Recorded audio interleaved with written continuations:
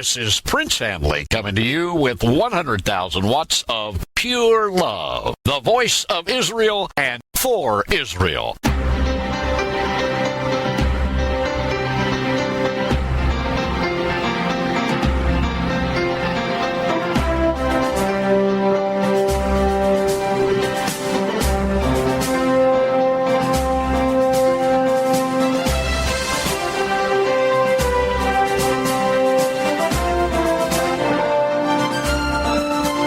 I want to talk to you today about creation of the heavens and planet Earth.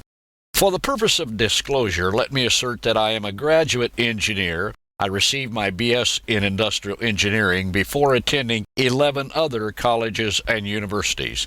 At the first institution, I was the only student to receive a grade of 100 for the semester in the field of electrochemistry, which is by no means an easy subject. It is not even taught at many schools of higher learning. During one of the different psychology classes I have taken, my IQ was ascertained to be 165, which is well above the floor of genius level. I am by no means brilliant, but I do understand certain laws of physics and science, and have worked in those areas, writing my thesis in a chemical laboratory, and working consistently in research and development, using instruments such as the atom counter and the Hall cell, as well as the usual instrumentation for determining qualitative and quantitative analyses. My views in this podcast teaching are based not from the standpoint of one who believes that the Bible is the Word of God, although I do believe that, but from the standpoint of one who has studied and worked in the fields of science and engineering. As an engineer, I could no more believe in the theory of evolution than the cow jumping over the moon. Not only is there no evidence that evolution has ever taken place, but there is solid evidence that evolution could never take place. Evolution could not even be possible because it violates both the first and second law of thermodynamics. Let me explain. To begin, let's talk about the second law of thermodynamics. The second law of thermodynamics is also known as the entropy principle, which is one of the most universal and fixed laws known to science.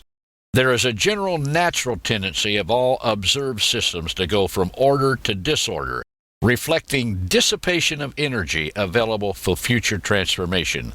That's the law of increasing entropy. All processes in the universe are basically energy conversion. Thermodynamics is a compound of two Greek words, therme, which is heat, and dunamis, which is power. It is a science of heat energy or heat power and its conversion to other forms of energy. Everything that exists in the universe is some form of energy, and everything that happens is a type or form of energy conversion. With this in mind, let us now discuss the first law of thermodynamics. One of the best definitions for the first law of thermodynamics is from Isaac Asimov. In his article titled, "In the Game of Energy and Thermodynamics, You Can't Break Even," published in the Smithsonian Institute Journal, he writes, "Energy can be transferred from one place to another or transformed from one form to another, but it can be neither created nor destroyed." Or we can put it another way, the total quantity of energy in the universe is constant. When the total quantity of something does not change, we say that it is conserved. The two statements given previously, then, are two ways of expressing the law of conservation of energy. This law is considered the most powerful and most fundamental generalization about the universe that scientists have ever been able to make, unquote.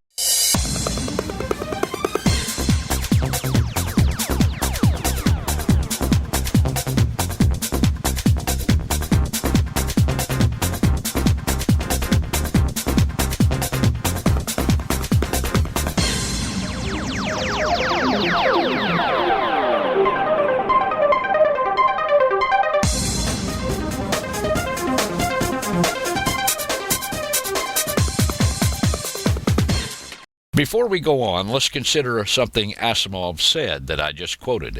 Energy can be neither created nor destroyed. Energy cannot be created because God is the only one who can create energy, and He ceased creative process in the universe after the first 6 days. That is the purpose for the Sabbath, to rest from our labor, to receive blessing from God, and to reflect on the creative glory and goodness of God. You might want to read the Torah, Genesis chapter 2, verse 3. On the other hand, Energy cannot be destroyed because God upholds all things in creation by the word of his power. You might want to consult the Brit Hadashah in the book of Hebrews, chapter 1, verse 3. In the area of quantum physics, time and relationship is of primal importance. Many theories relating to time have been developed over the years. Probably the most famous is that developed by Albert Einstein, the theory of relativity. I read his work as a young boy. The derived formula E equals mc squared, or energy equals mass times the velocity of light squared, was praised for decades as the frontier of thought in this area.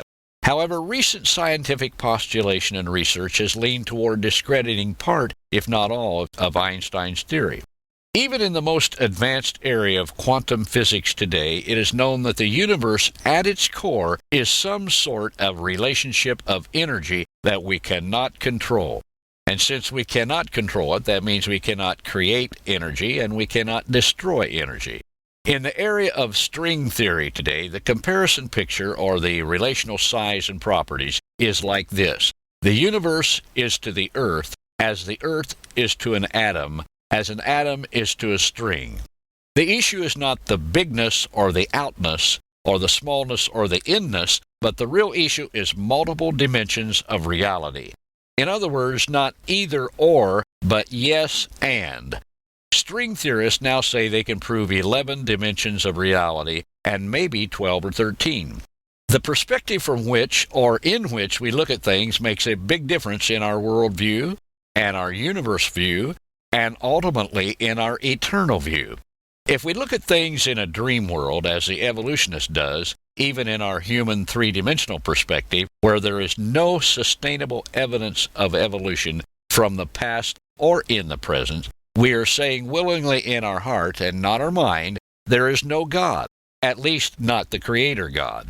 Psalm 14:1 tells us, the fool has said in his heart, there is no God.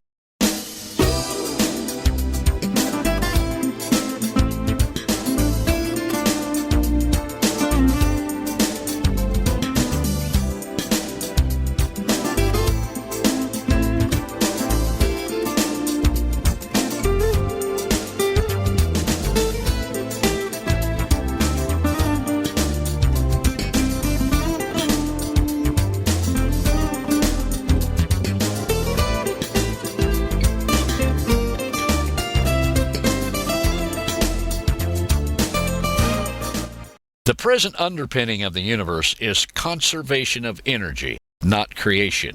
No creation in the universe has taken place since the first 6 days. The evolutionist has no valid answer to the following questions. Number 1, where did all the energy come from in the first place? In other words, who started everything? And number 2, why is energy constant or being conserved? The first law of thermodynamics is a strong scientific testimony against evolution because it proves constancy and stability in the universe. However, the second law of thermodynamics is even more potent in that it completely obliterates any rationale for evolutionary thinking. R.B. Lindsay, in his article in American Scientist titled Entropy, Consumption, and Values in Physical Science, states the following. It is in the transformation process that nature appears to exact a penalty, and this is where the second principle, or the second law of thermodynamics, makes its appearance. For every naturally occurring transformation of energy is accompanied somewhere by a loss in the availability of energy for the future performance of work. What he was saying is simply this. In any energy conversion, there is an amount of energy which becomes unavailable for subsequent processes or work. It will be non-recoverable, whether it be through heat loss, friction, inefficiency, or whatever cause of the dissipation of the energy. A certain amount of energy becomes unavailable for subsequent processes or work. The late Henry Morris, Ph.D., states this succinctly, quote, thus, the second law proves, as certainly as science can prove anything whatever, that the universe had a beginning. Similarly, the first law shows that the universe could not have begun itself. The total quantity of energy in the universe is a constant, but the quantity of available energy is decreasing. Therefore, as we go backward in time, the available energy would have been progressively greater until finally we would reach the beginning point, where available energy equals total energy. At this point, or the beginning point, both energy and time must have come into existence. Since energy could not create itself, the most scientific and logical conclusion to which we could possibly come is this: in the beginning, God created the heaven and the earth. Isaac Asimov stated, "The universe is constantly getting more disorderly.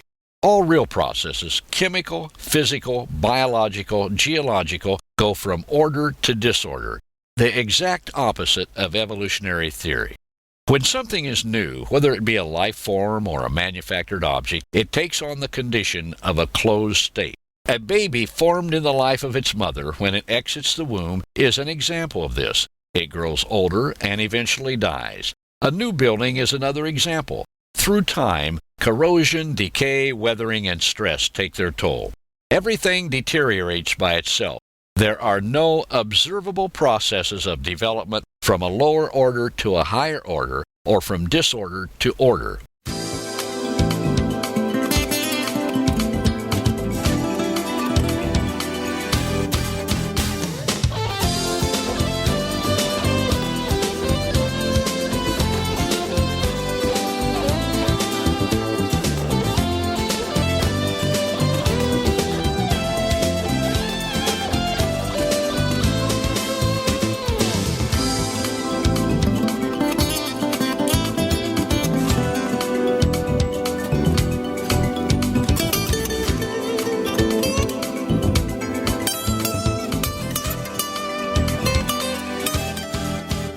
In 6 literal 24-hour days, the Lord God made the heavens and the planet Earth. God is God. He did not need the help of so-called evolutionary processes, millions or billions of years between each day of creation, to help create. God could have created the heavens and the planet Earth in 6 nanoseconds if He had wanted to. He gave us a practical and orderly example that we could relate to. Work 6 days and rest 1. That creation is exactly that time period is verified in the 10 Commandments. Check the Torah in Exodus chapter 20, where it tells us, "Remember the Sabbath day to keep it holy. 6 days shall you labor and do all your work. But the 7th day is a Shabbat, or the Sabbath of the Lord your God. In it you shall not do any work, you, nor your son, nor your daughter, your manservant, nor your maidservant, nor your cattle, nor the stranger that is within your gates. For in 6 days the Lord made heaven and earth, the sea, and all that in them is, and rested the 7th day. Wherefore the Lord blessed the Sabbath day and made it holy." Messiah Yeshua validated the creation account in the Torah, referring to Genesis, when he said, "But from the beginning of the creation God made them male and female," and also validated the Torah account of creation by his statement, "The Sabbath was made for man, and not man for the Sabbath. Therefore the Son of Man is Lord also of the Sabbath." That's when the Pharisees and religious crowd were deriding him for healing on the Sabbath.